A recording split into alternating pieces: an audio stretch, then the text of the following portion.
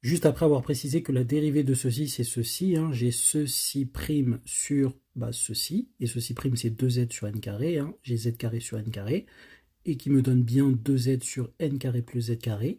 Je peux donc en conclure d'après le théorème de dérivabilité des séries de fonctions que cette fonction-là est dérivable sur AB pour tout AB dans R plus étoile A strictement inférieur à B, et donc sur R plus étoile. Et donc la dérivée de la somme de la série de ceci, c'est la somme de la série de ceci. Par produit, j'en conclus que H est dérivable sur R plus étoile. H, c'est 1 sur 2Z fois la somme de la série en question. Et donc la dérivée de la somme de la série, hein, qui est égale à 2Z fois H de Z, hein, elle est donnée par cette relation. Pour tout Z dans R plus étoile. Check. Et ici, on note que si on simplifie par 2 et qu'on fait sortir le Z, on n'a que ZH'. C'est tout simplement Z fois notre fonction G. Autrement dit, j'ai ceci pour tout Z dans R plus étoile. Étape suivante, maintenant, on va essayer de déterminer H pour pouvoir déterminer G.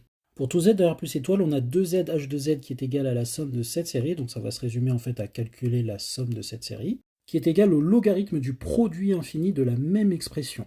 Alors pour faire ça, on passe aux sommes partielles, et comme on a des sommes partielles, c'est une somme finie, la somme du logarithme, c'est le logarithme du produit du truc, et on vérifie bien que le produit est convergent, on passe à la limite des deux côtés de l'égalité, et j'ai bien que ceci, c'est égal à ceci.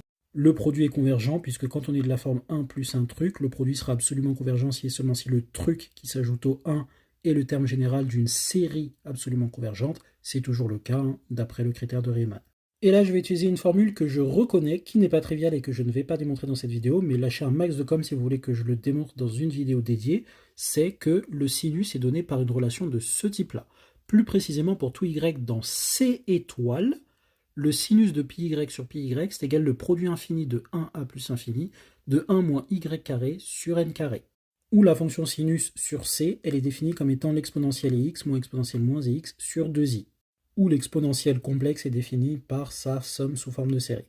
Et donc nous ici on veut un plus, hein, on va donc poser y est égal iz, puisque la formule elle est valable pour tout y dans C étoile, et avec z dans R plus étoile, on est bon. Et donc du coup on n'a que sinus i pi z, hein, donc y c'est iz, pi iz i pi z, sur i pi z est égal à ce produit.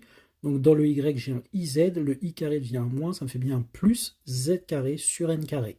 Sauf que sinus i pi z sur i pi z, c'est exponentielle i pi z moins exponentielle moins i pi z sur 2i fois i pi z. Les i se multiplient, j'ai un moins en bas, et ici ça se multiplie, j'ai un moins pi z, ici j'ai un plus pi z. Donc j'ai exponentielle moins pi z moins exponentielle plus pi z sur moins, ce qui se réorganise de cette façon sur 2 pi z, et ça je reconnais simplement le sinus hyperbolique.